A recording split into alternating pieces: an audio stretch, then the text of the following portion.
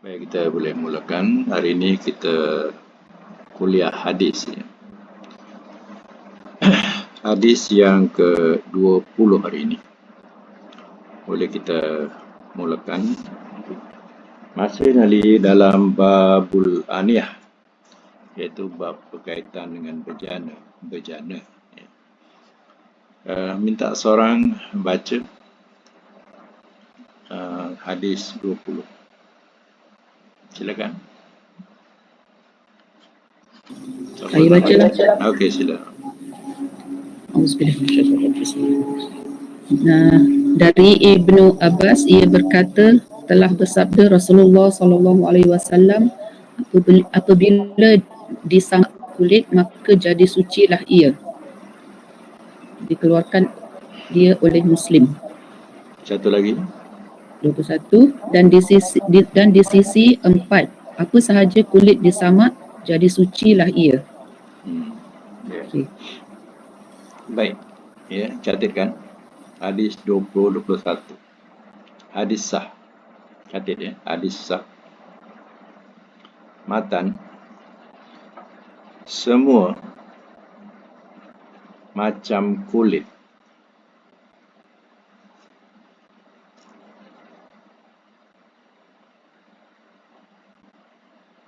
dalam braket binatang halal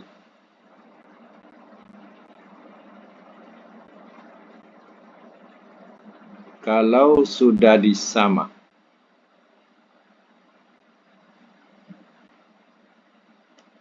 ia dianggap bersih.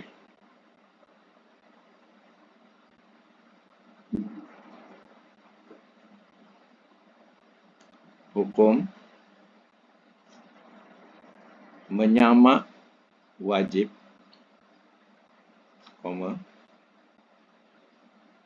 kulitnya suci.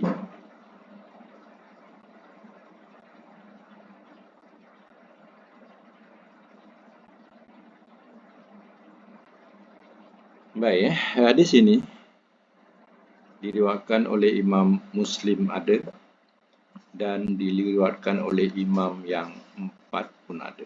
Ya. Kalau tengok pada kulit yang akhir sekali, ada tak ditulis ya imam yang 4 ya di muka kulit akhir sekali.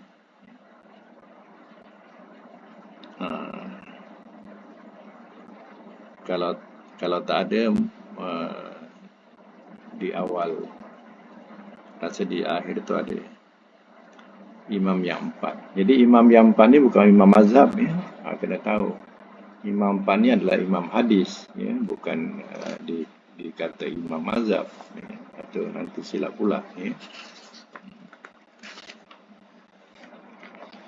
Jadi imam yang 4 ni telah meriwayatkan. Siapa dia?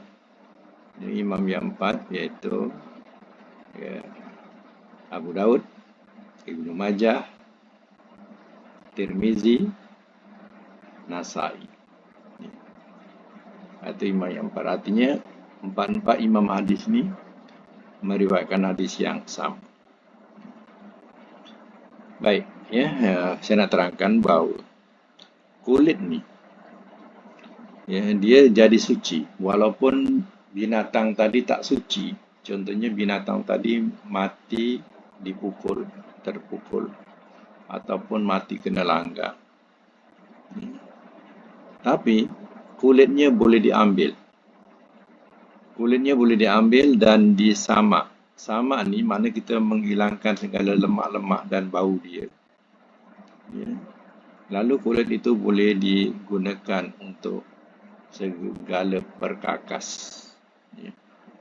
Sebab itu kita beli beg kulit, ya, kasut kulit, ya, tali pinggang kulit, kadang baju kulit.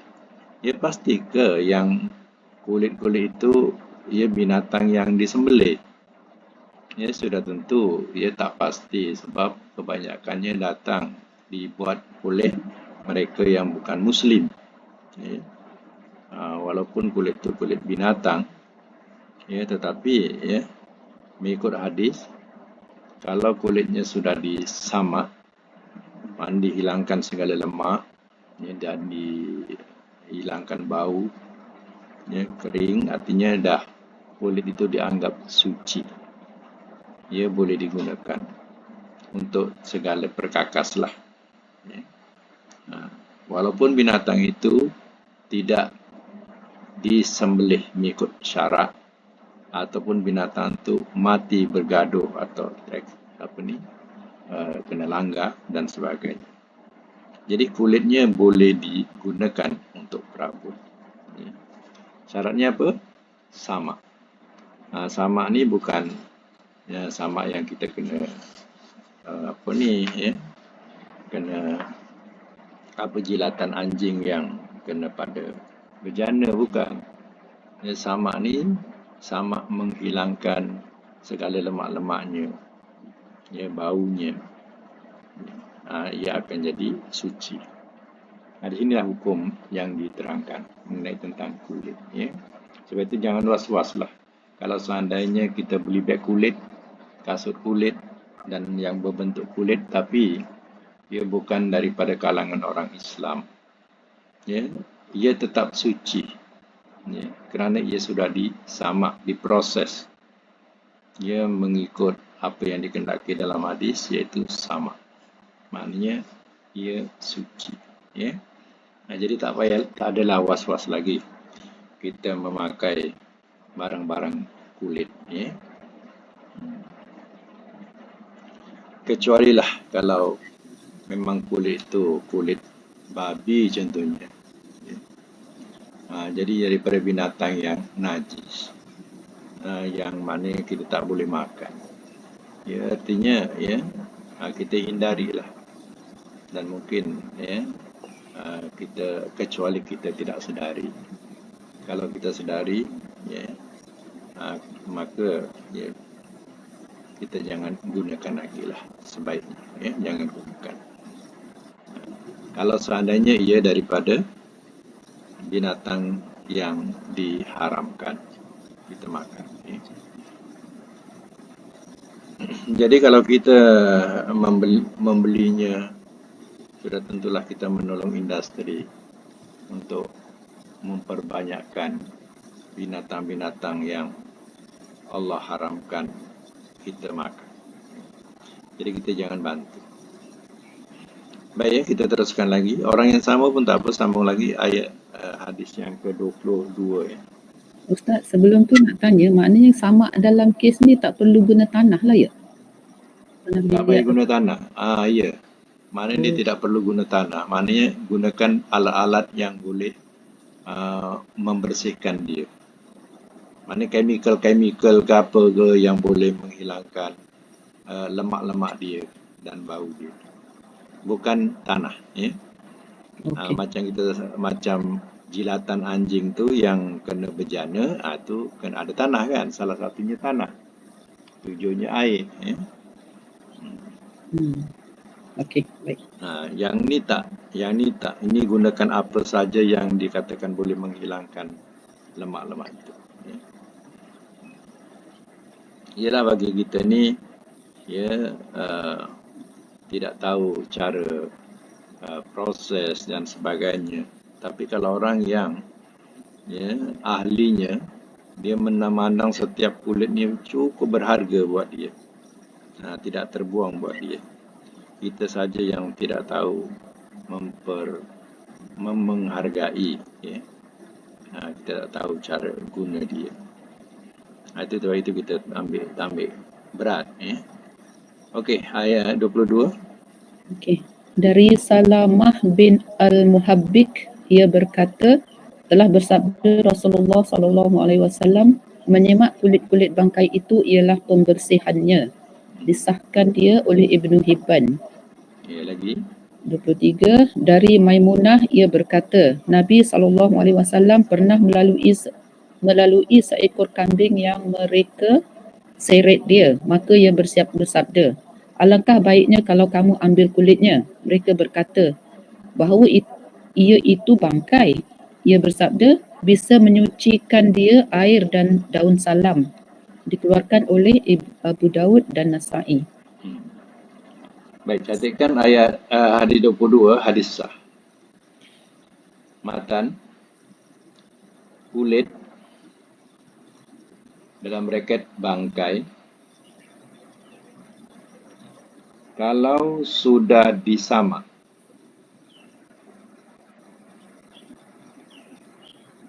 menjadi suci.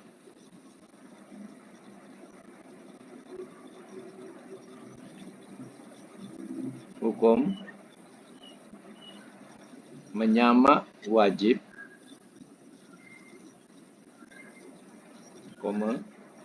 kulitnya suci.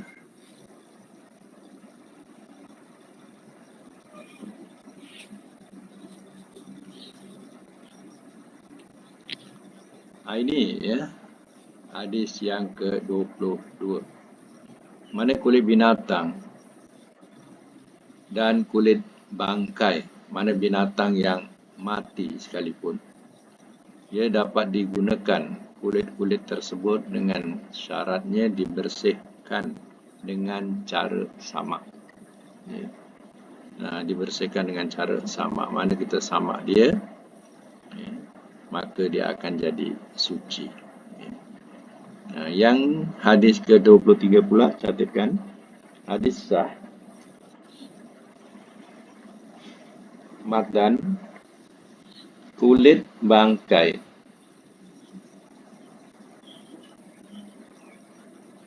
yang sudah disamak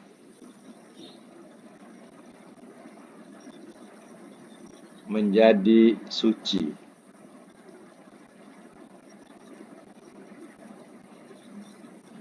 Hukum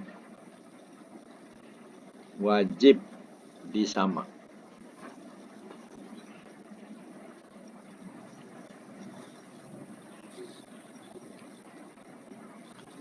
Baik ya. Hadis ini, hadis yang diriwayatkan oleh Imam Abu Daud dan Nasa'i, yang mana diceritakan bahawa Maimunah berkata, Nabi pernah melalui seorang yang mengheret seekor kambing. Kambing itu dah mati, diheret. Ya. Jadi Nabi kata, ya, alangkah baiknya kalau kamu ambil kulitnya. Lau akhastum ihabaha. Alangkah baiknya kalau kau ambil kulitnya. Mereka jawab, innaha mayyitah. Ya, mereka jawab, wahai Rasulullah, sesungguhnya dia bangkai. Maknanya kambing itu dah mati.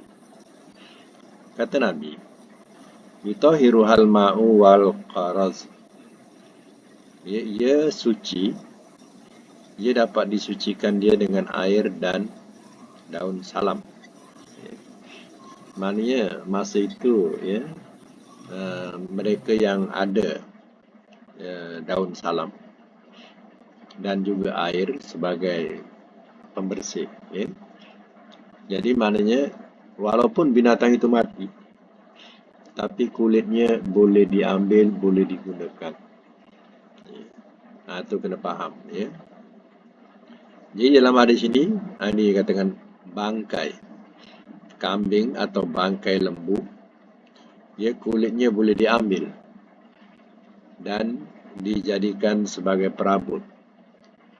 Tapi dengan syarat, dengan syarat adalah disamak. Disamak saya kata tadi, ya, gunakanlah apa-apa macam sekarang ni banyak chemical yang boleh, ya, membersihkan, ya, lebih baik, lebih cepat. Ya. Jadi gunakanlah.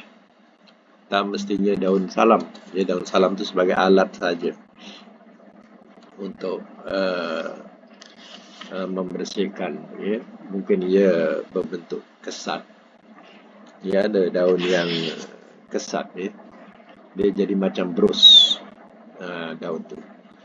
Tapi sekarang ni dicipta macam-macam bros. Ya. Jadi tak perlu kepada daun tu pun tak apa.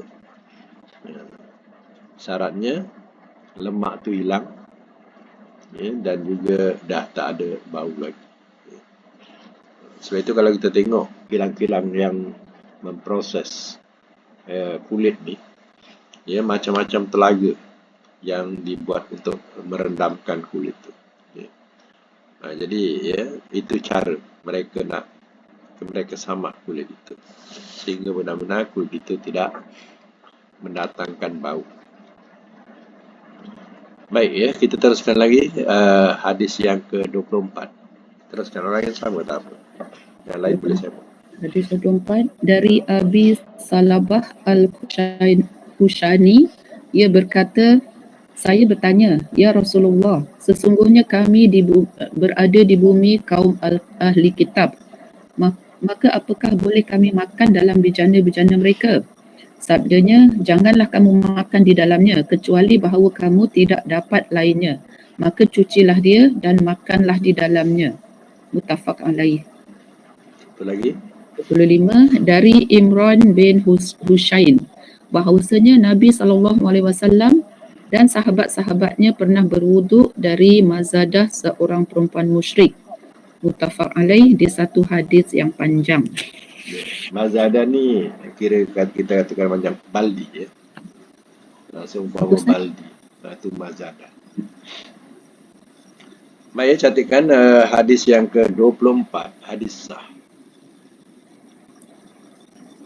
Matan bejana orang kafir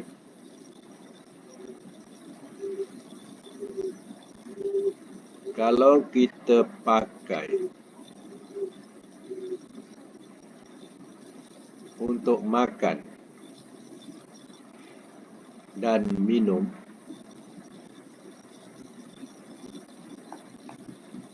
maka hendaklah dicuci terlebih dahulu.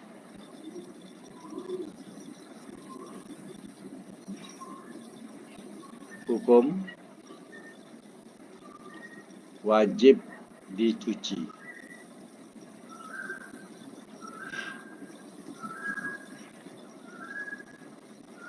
Baik, ya. Ini adalah berita rukhsah atau satu kelonggaran dan menyenangkan kita. Biasanya kita ya tempat homestay, contohlah ya, homestay. Kadang homestay ni kita tak tahu, ya. Homestay tu pernah orang yang bukan Islam juga duduk kat situ, dan dia juga menggunakan segala pinggan mangkuk yang disediakan kat situ. Ya. Mereka juga makan ya makanan yang yalah makanan mereka, makanan binatang-binatang yang haram juga ya. Mana itu makanan dia. Dia gunakan pinggan mangkuk yang ada kat homestay itu. Sampai giliran kita pula gunakan juga. Boleh atau tidak? Jawabnya boleh. Tapi dengan syarat ya kita cuci dahulu. Bukan sama ya. Cuci dahulu. Mana pinggan mangkuk yang nak guna itu cuci dahulu. Tapi kalau yang peralatan panggang ni, yang untuk panggang ni, dia meninggalkan segala lemak. Mungkin digunakan alat panggang tu untuk panggang babi dan sebagainya, kita tak tahu. Ya. Jadi kalau kita syak macam tu, lebih baik kita jangan gunakan lah. Sebab ya alat-alat panggang ni untuk buat BBQ ya, biasanya ya, lemak-lemak tu akan lekat pada besi-besi itu. Jadi lebih baik kita jangan guna, kecuali memang tuan ya punya homestay tu mengatakan di sini tak ada orang bukan Islam tidak dibenarkan menyewa. Ya. Tu kita rasa yakin. Tapi kalau ya umum semua boleh menyewa, itu meragui kita, ragu. Ya. Tapi pinggan mangkuk, kalau kita bawa sendiri tak apa. Kalau tak ada pinggan mangkuk dalam tu boleh, tapi dengan syarat hendaklah dibasuh dahulu, dicuci dahulu. Cuci tu bukan sama ya, cuci. dibenarkan. Ini hadis ya yang memberikan kelonggaran buat kita, kelegaan buat kita kalau kita pergi ke mana-mana ya. Mungkin dalam negara kita boleh ya nilaikan, tapi kalau di luar negara kita sewa homestay, kebanyakan bukan kepunyaan orang Islam. Jadi kita faham yang duduk kat situ berbagai-bagai bangsa dan agama. Jadi ya tu ikutlah hadis ni, insya-Allah. Ya, tak menyusahkan kita. Baik ya, hadis yang ke-25 catatkan. Hadis sah. Matan, boleh berwudu dengan air dari bejana orang musyrik.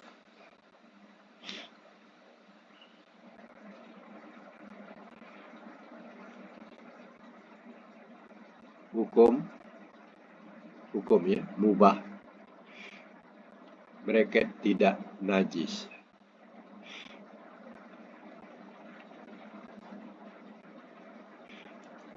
Baik, ya. Mazadah yang disebut di situ boleh dikatakan baldi atau bejana yang berbentuk tempat tadahan air. Ya. Jadi biasanya tempat tadahan air ni memang digunakan untuk air sahaja. Untuk tadahan air sahaja. Jadi tempat itu diyakini bahawa ia tidak najis. Ya. Jadi boleh ya kita gunakan walaupun ya mazadah itu bukan kita punya, mana kepunyaan orang musyrikin. Jadi kita ambil wuduk di mazadah itu. Yalah, sekarang ni kita ya didedahkan dengan adanya air paip. Dulu dikatakan air saja semua dalam takungan. Ya. Seandainya kita ya berada di tempat yang tidak ada paip, ya sudah tentu kita hanya nak mengharapkan ya takungan-takungan air untuk kita berwudu. Jadi kita yakin bahawa ya takungan air biasa memang untuk takungan air saja. Walaupun ia dipunyai oleh orang-orang musyrikin. Kalau untuk ya memasak itu lain ya. Mazadah tu ataupun bejana itu lain. Tapi kalau khas untuk air, biasa tadahan air untuk air saja. Biasanya itulah yang dianggap sebagai suci, bersih. Ya. Baik, kita teruskan lagi dengan hadis 36 ya, 26. Okey, hadis 26 dari Anas bin Malik bahawasanya bejana Nabi SAW telah retak. Maka di tempat retaknya itu ia adakan penyambung dari perak. Dikeluarkan dia oleh Bukhari. Ya. Hadis 26, hadis sah. Matan, bejana yang retak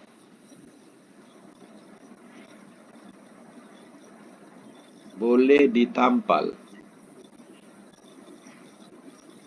dengan perak. Hukum mubah.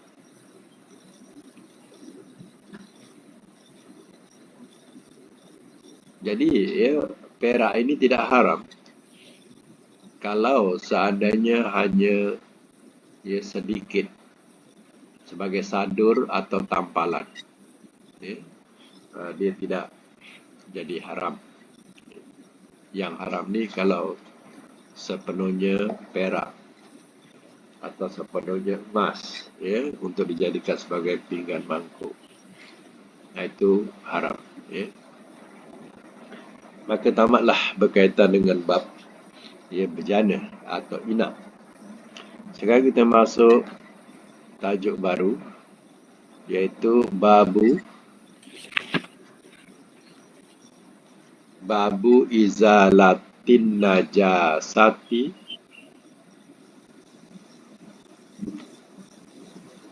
Saya ulang. Babu izalatin najasati wa bayaniha.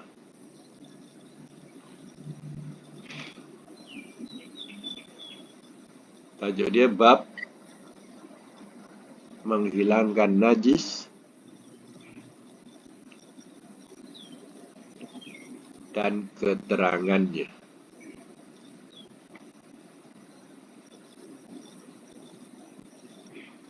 Bab menghilangkan najis dan keterangannya. Hadis yang ke-27. Ya. Boleh baca? Okey. Hadis 27 dari Anas bin Malik, ia berkata, pernah ditanya Rasulullah SAW tentang arak dijadikan cuka. Sabdanya, tidak boleh. Dikeluarkan dia oleh Muslim dan Tirmizi, dan ia berkata hasan atau sahih. Satu lagi, 28, dan daripadanya ia berkata, tatkala di hari peperangan Khaybar, Rasulullah SAW perintah Aba Talhah, lalu ia berseru, sesungguhnya Allah dan Rasulnya melarang kamu makan daging kaldai-kaldai negeri kerana ia itu kotor. Muttafaq alaih. baik. Hadis 27, hadis sah. Matan, arak tidak boleh dijadikan cuka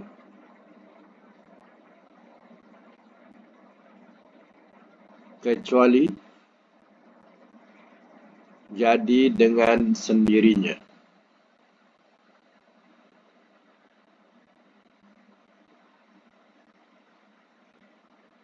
Hukum haram. Baik, ya. Biasa dalam memasak ni, tukang-tukang masak ni, ya, dia kadang tidak tinggalkan cuka untuk memasak, ya, sesuatu. Orang-orang musyrikin, mereka, ya, biasa masak akan campur dengan arak. Jadi arak itu sebagai cuka, ya. Itu haram buat kita. Dan mereka juga kadang membuat kek pun dia letak arak, ya. Jadi itu haram buat kita. Dan, ya, seandainya arak itu jadi cuka sendiri, maka, ya, itu tidak haram, ya. Tapi kalau kita jadikan arak itu cuka, itu adalah haram, ya. Biasanya dalam masakan lah, ya. Jadi hukum kalau arak kita jadikan sebagai cuka, itu hukumnya haram, ya. Hadis yang ke-29, catikan hadis sah. Matan, keldai negeri yang masuk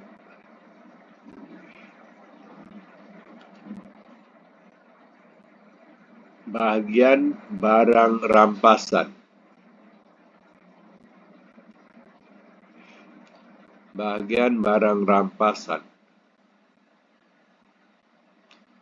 sebelum dibagi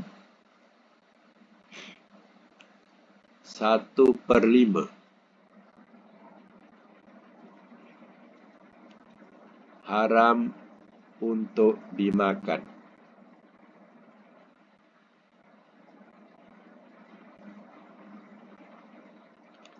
Dalam braket surah Al-Anfal ayat 41.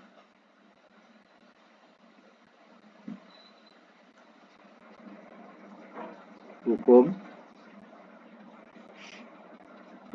haram. Baik, kita jangan mengambil zahir hadis ini yang mengatakan keldai negeri atau keldai kampung itu haram dimakan kerana dia kotor. Ya. Jadi jangan ambil zahir hadis ini. Ya, tidak melihat kepada tafsirannya. Jadi tafsirannya dimasukkan ialah keldai rampasan perang, ya, dan keldai itu belum dibagi lagi dan termasuk dalam harta rampasan perang tapi belum dibagi. Ya, lalu mereka pun sembelih dan mereka jadikan makanan untuk hari itu. Ini yang dikatakan haram. Ya. Kecuali sudah dibagi. Harta rampasan itu dah dibagi, termasuklah keldai. Ya, dah dibagi-bagi. Kalau nak disembelih, itu tidak ada salahnya. Kotor kerana apa? Dianggap sebagai dosa. Dia berdosa. Kerana ia masih dalam harta rampasan perang. Belum dibagi. Ya, itu jadi haram. Dan juga ada hadis lain juga mengharamkan tentang keldai. Jadi, ya, haram itu kerana keldai sudah hampir pupus. Jadi mana-mana negara pun sampai sekarang pun, kalau binatang tu pupus, mula pupus, memang ada undang-undang mewartakan, ya, haram memburu, haram membunuh dan banyaklah denda atau denda yang akan dikenakan kepada mereka yang melanggar perintah itu. Itu memang berlaku. Zaman Nabi pun macam itu juga. Ya, keldai ini dah mula pupus. Sebab ramai yang menyembelih keldai. Jadi bila pupus kan masalah. Sebab itu, bila berlaku demikian, mana kita wajib mengharamkan. Mana pemerintah wajib mengharamkan. Ya, itu saya katakan bukan mesti keldai. Apa saja binatang yang sudah pupus, ya, pihak berwajib mesti membuat undang-undang untuk mengharamkan, tidak boleh berburu, dan seandainya mereka berburu dan mendapatkan binatang itu, dia akan menerima hukuman dari pihak yang berwajib. Itu. Baik, kita teruskan lagi hadis 29. Teruskan. Hadis 29 dari Ammar bin Kharijah, ia berkata, Nabi SAW pernah berkhutbah kepada kami di Mina dalam keadaan ia duduk di atas kenderaannya, sedang air liur untanya meleleh atas bahu saya. Dikeluarkan dia oleh Ahmad dan Tirmizi dan ia sahkan dia. Baik, ya, hadis yang ke-29. Hadis sah. Matan menunjukkan bahawa air liur binatang tidak najis.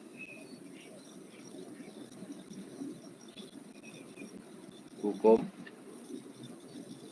suci bracket tidak najis.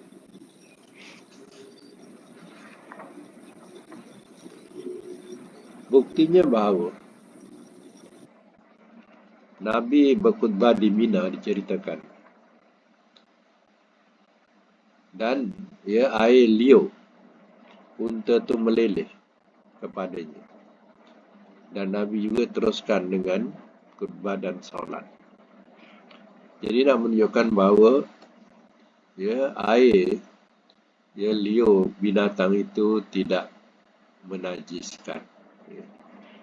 Mana boleh terus dibawa solat.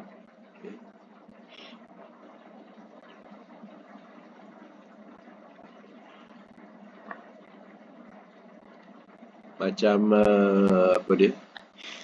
macam orang yang tukang sembelih, tukang sembelih.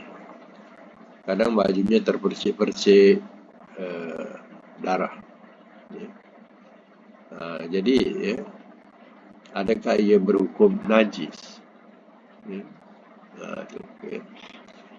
Jadi ya, darah yang najis itu ialah darah masfuhah, darah yang sengaja ditadah, kemudian dibekukan macam lengkong ke apa, ya. Kemudian direbus ataupun digoreng atau dibakar, ya. Maka ya, itu yang dikatakan najis, haram, ya.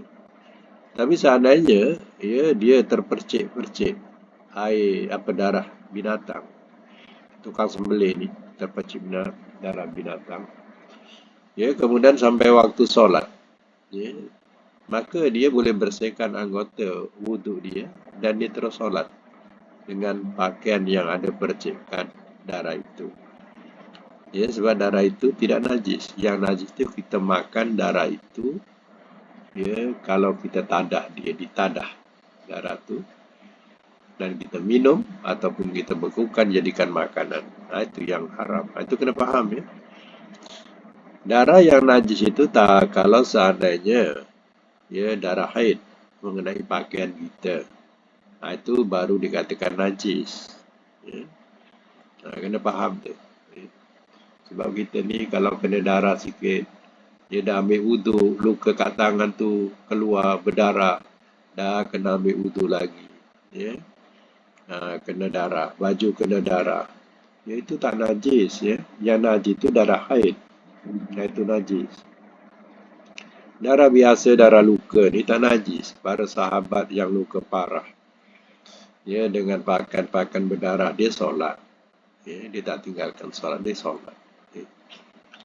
Itu ia nak menunjukkan, ya, kita kena faham tentang bab fiqh ini supaya kita tak berat melakukan hukum syarak ni. Ya. Lagi sambung. Okey, hadis ke 31. 31. Ya.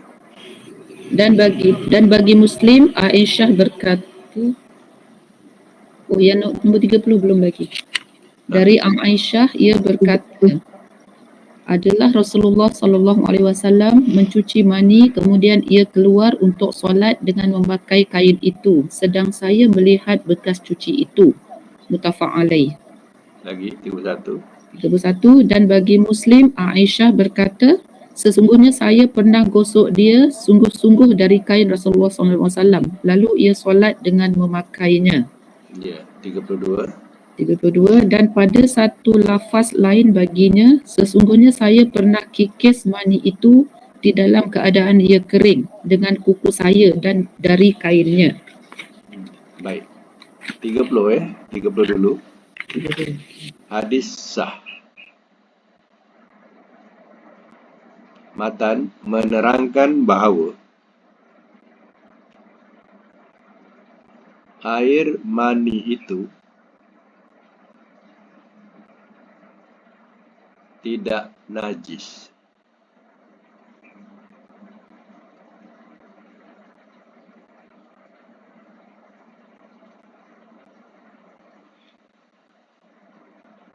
Hukum suci. 31, 32 pula. Hadis sah. Menerangkan bahawa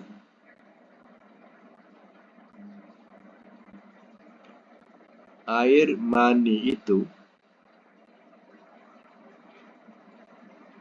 tidak najis.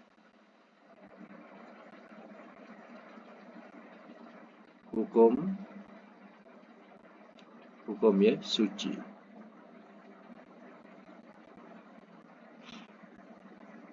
Jadi hal-hal yang sebegini kalau tidak ada dalil, tidak ada keterangan, ya, bagaimana kita nak menghukum?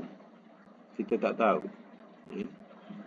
Jadi bila ada keterangan, terbukti ada hadisnya, Ya, kita lagi rasa yakin bahawa kain yang terkena dengan air mani boleh dicuci kalau tak hilang warnanya sekalipun pun tak mengapa. Ya. Kalau zaman Nabi ni kan susah mereka nak mendapatkan pakaian, kerana pakaian itu juga dibawa solat. Ya. Kata Aisyah ada bekasnya lagi, tapi Rasul solat dengan pakaian itu. Ya. Ada satu ketika pula air mani itu kering di kain dan dikikis dengan kukunya, dan kain itu juga dibawa solat. Ya. Jadi artinya nak menunjukkan bahawa air mani itu tidak termasuk najis. Ya. Itu kena faham. Ya. Baik. 33. Hadis 33 dari Abis Samh, ia berkata, telah bersabda Rasulullah SAW, dicuci dari kencing anak perempuan dan disiram dari kencing anak laki-laki. Dikeluarkan dia oleh Abu Dawud dan Nasa'i dan disahkan dia oleh Hakim. Satu lagi. 34 dari Asma binti Abu Bakar, bahawasanya Nabi SAW pernah bersabda tentang darah haid yang mengenai pakaian. Hendaklah ia kerik dia, kemudian ia gosok dia dengan air, kemudian ia cuci dia, kemudian ia solat dengan memakainya. Muttafaq alaih. Ya. Baik, catatkan hadis 33, hadis sah. Matan, kencing anak perempuan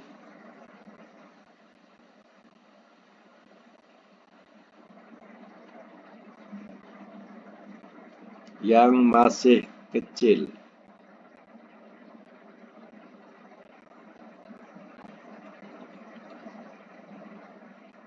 harus dicuci.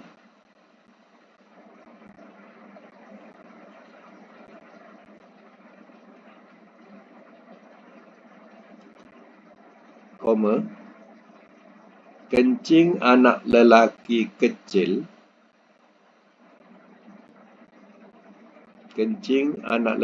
kecil, dalam braket asal belum makan.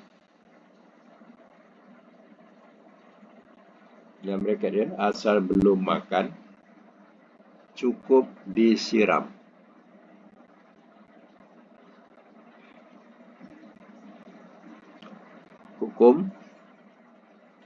Hukum ada A dan B ya. Hukum A, kencing anak perempuan wajib dicuci.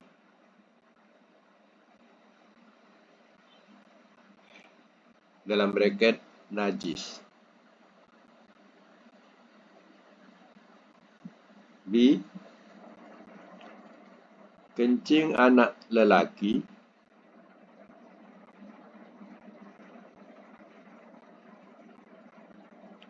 tidak wajib dicuci.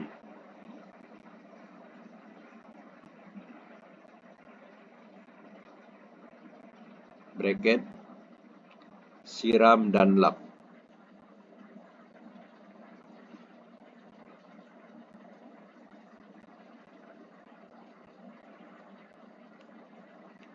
Ya, ini adalah ketentuan hukum. Mengikut syarak. Jadi nak menunjukkan bahawa beza anak lelaki dengan anak perempuan dalam hal najis. Najis kencing dia. Jadi di sini telah dibezakan. Anak perempuan dianggap kencingnya najis dan kena cuci. Dan anak lelaki cukup disiram dan dielap sahaja. Ini ketentuan yang ada dalam hadis. Jadi kita kena ikutlah ketentuan ini. Kenapa anak perempuan ni lebih daripada anak lelaki pula?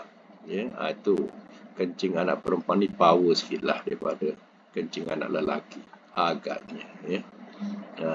Sebab itu, ya, di sini anak perempuan ni kita kena cuci, ya. Kencing anak perempuan wajib, ya, wajib dicuci. Itu menunjukkan ia najis, ya. Okey. Yang ke-34, catatkan 34. Hadis sah. Matan menerangkan bahawa darah haid itu najis apabila mengenai pakaian kita.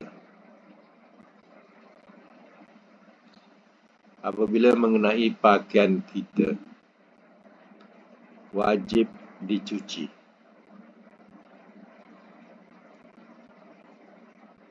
Hukum wajib dicuci.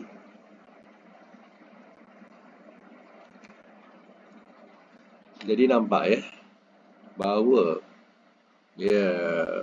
darah haid itu termasuk dalam najis. Kalau ia terkena pakaian, maka hendaklah dicuci. Ya, zaman dulu mereka tidak ada bahan-bahan pencuci yang boleh menghilangkan, sebab darah ni kan susah nak hilang warna dia kalau kena kain, ya. Jadi apalagi tidak ada bahan-bahan yang boleh, ya, menghilangkan warna itu, ya. Jadi pada masa itu mereka kalau darah tu kena pada pakaian mereka atau kain mereka, mereka cuci, mereka gosok-gosok, ya. Kemudian bekas tu ada lagi, ya, dia jemur bekas tu ada lagi dan boleh dibawa untuk solat asal dah sungguh-sungguh mencuci, ya. Walaupun bekas tu tidak hilang, ya, boleh dibawa solat. Inilah perintahnya, suruh kita cuci, ya. Kalau kita sengaja, memang tak salah solat kita. Kita dianggap sebagai membawa solat membawa najis itu, ya.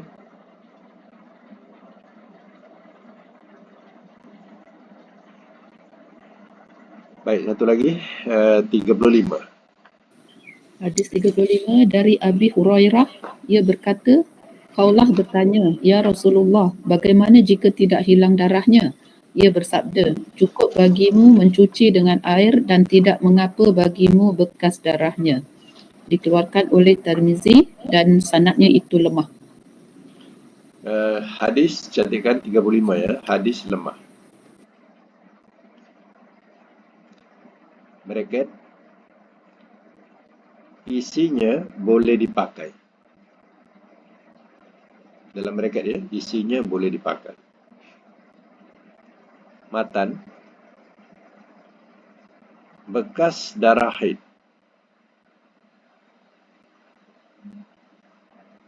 yang sudah dicuci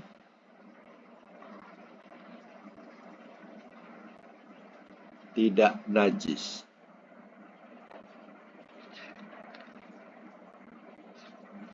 Hukum tidak najis.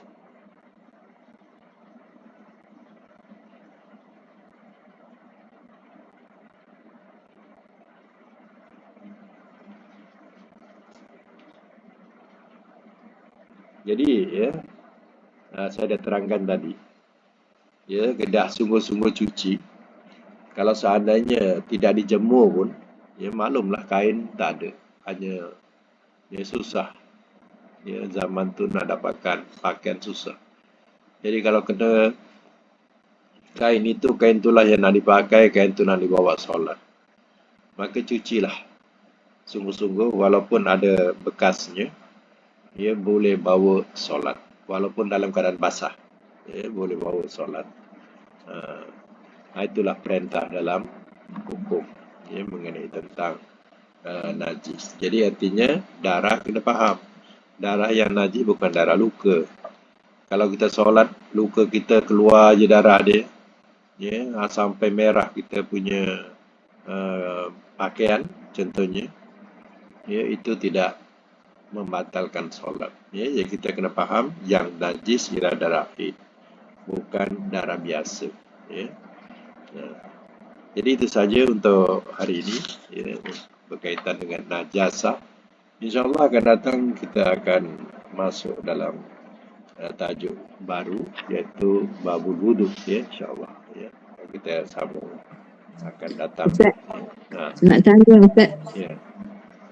yang macam kanak-kanak kecil tu, maksud dia kecil besar mana yang kena basuh tu? Kalau baby perempuan tu yang dalam pantang tu kena basuh juga? Maksudnya ya yang dah minum susu. Yang memang dalam pantang pun dia minum susu. Yelah, dah minum susu, ya, kencing tu daripada situ lah. Masa tu Dia dah. kena basuh dengan air lah, tak boleh yang pakai wipe tu lah. Kalau anak perempuan. Ya, boleh, yang percik-percikkan air tu kan, spray kan. Kena kena percik, jugalah, tak boleh pakai wipe direct lah. Yelah, spray suci itu. Oh.